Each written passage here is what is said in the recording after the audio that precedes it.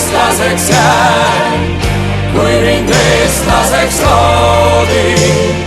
Eestlane olla on uhke ja hää, vabalt vaarisa moodi. Eesti on ilus maa ja eestlased on uhke rahvas. Metsataludes võib tänapäevalgi veel kohata vapraid ürgisaseid, kes elukest enda seaduste järgi sätivad. Harjumaal Anija vallas Kaunissaare Mädasool on pealik Friedel Vilbiks. Väidetavalt on see juba 4. koer, kes on tapetud siin lühikese aja jooksul. 10 kas või olgu. Friedel Vilbiks on selge sihi ja karmi käega mees. Tema kuningriigis on kõigil oma töö. Kass peab hiiri püüdma, koer peab valvama, lapsed tööd rügama ja naise tööks on sünnitamine, vaaritamine ja koristamine. Kes eksib, läheb loojakarja. Vähemalt loomade puhul see kehtib. Mädasoo talu peremees Friedel Vilbiks ei olnud rahul oma koer Pämbiga. Koera süü seisnes selles, et ta sõi palju ja tõi lõpuks ilmale järglased.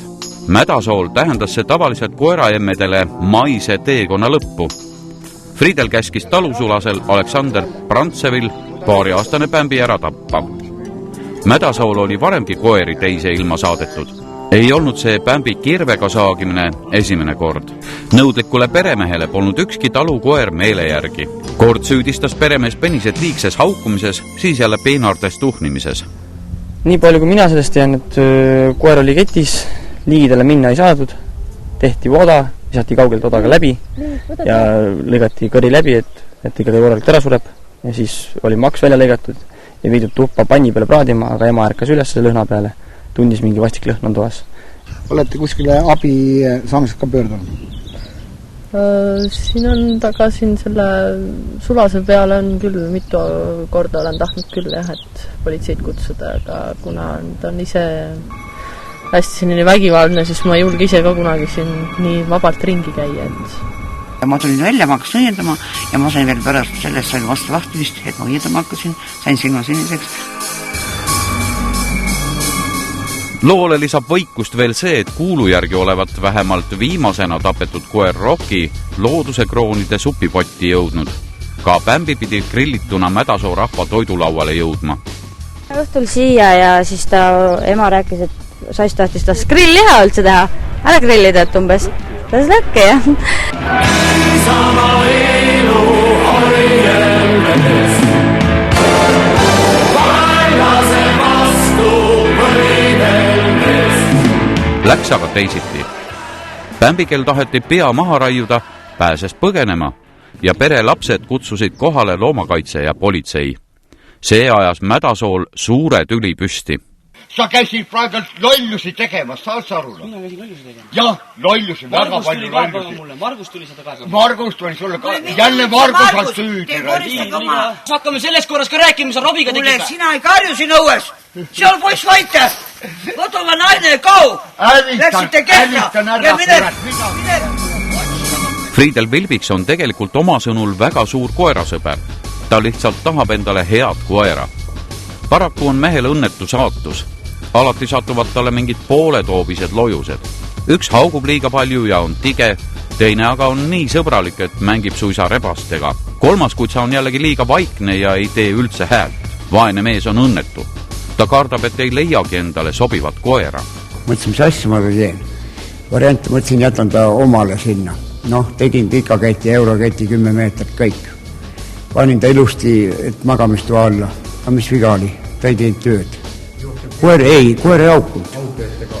Ma olin Riigipäästeameti Keskla juhatajana. Mul ka üks koer ei teinud tööd, eks ole. Nukkasin ta. Ja mul ei olnud muud varianti, mida ma tegin pidin. Sellepärast, et koer ei tee tööd, ta ei augu. Lemmikkoer peab ka tööd tegema. Igas majapidamises on suureks abiks sulane. Aleksander Brantsev ei vaidlusta kunagi peremehe soove. Euroopa Liidus tundub, et elu on siis nagu paha, niisuguse karmikäega mehel nagu sinul, et looma ei tohi tappa, naist ei tohi peksta, ja mis riik siin on? Võib, aga vahel ei tohi jääda. Mis asi oli? Selle koera, mis võttis meil see Rottweiler, mõrtsuk koer, mis sa maksa said, eks ole.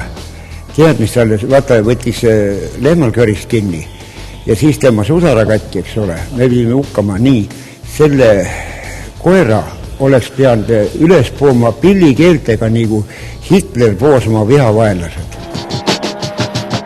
Eestis on harjutud sellega, et midagi raisku ei lasta.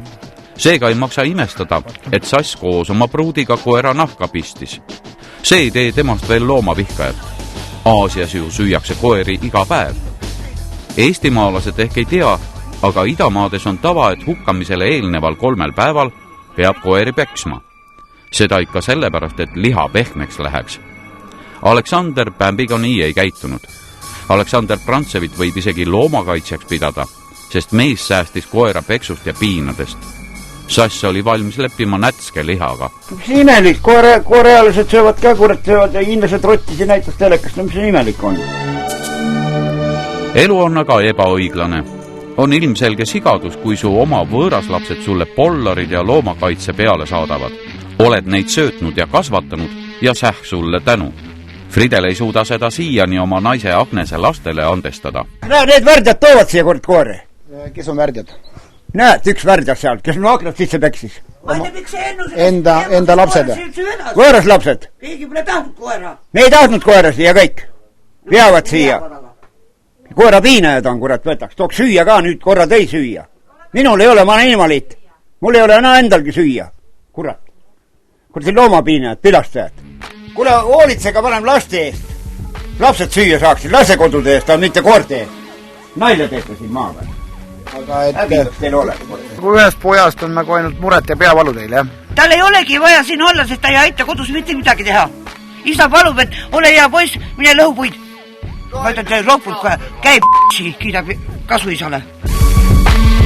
Alguses siiski see koerte piinamine ei meeldinud ka Agnesele. Rahvas teab rääkida, et Agnes olevat hambaid näidanud ja ühe jooma ajal Fridelisse noaga isegi pisikese augu teinud. Sa muidu siis sitta kardad või? No, mis sa said? Saad subid politseisse, sain öö maardus magada, väga hea. Sina lähed rohkem. Ümber väikse maja, särab ja lõhnab seal õite hurm. Elu on sinuga suur lilleaed. Kogu idülli rikub nüüd kohtumajja minek.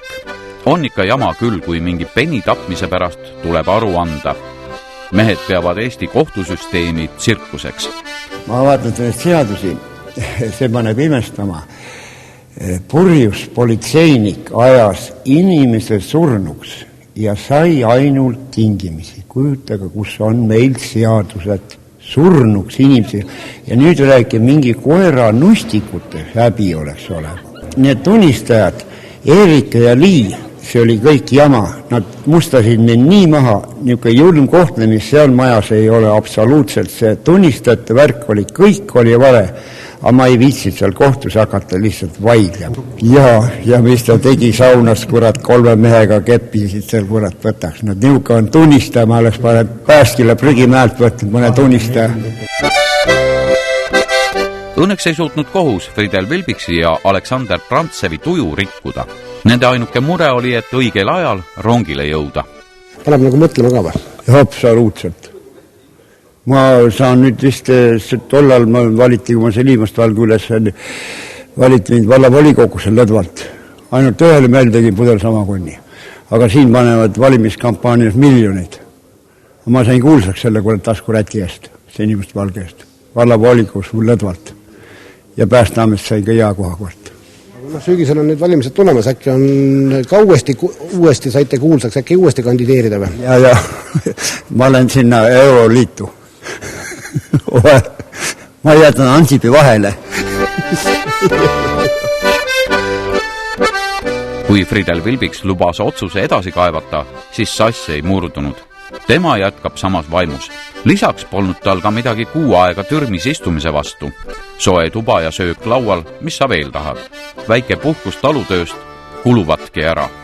Valesti sai ainult see, et koer tõmbas tagasi, rohkem mitte midagi maha oleks löönud, kohe niikuinii jõuti. Nööri ette. Jah. Aga nüüd järgmise korraga oled targem lihtsalt? Jah, olen targem, jah. Ja siis ma olen nagu sangar seiklusfilmis, ooes ei sulle iial silmi. Aga Mädasoo mehed ei ole vihapidajad. Mõni hakkab ju kohtulugudes kaamera ees röökima, kätega vehkima ja mikrofoni purema. see ei ole väärikas ja on rahvale naljakas vaadata. Mädasoomehed on rahulikud ja jäävad lõpuni endale kindlaks. Nüüd pärast kohtuotsust tunne on, et kas käsi tõuseb veel mõne koera vastu või? Nagu polekski midagi olnud. Et vahet ei ole? Vahet ei ole, kui vaja. Kuu aega vangis ei mõjuta teid tapmast, kui vaja on? Risti ette ei löönud. No selge see, aga heast peast nagu praegu? Ei, heast peast küll. Kuule ära, ma olin, see oli 59. aastal, hunt murdis koera maha ja me vanamäega tegime tõesti koeraseepi ja mul on lakka peal veel koeraseepi. Maha, me käisime sulle tuua heeru. Ma tänan. Telekas näitas sind ka ühe korra koeraga seal diivani peal. No. Oleks vähemalt teist koera pesta saan selle koeraseebiga heeru. No. Kõigist julgem olen ma.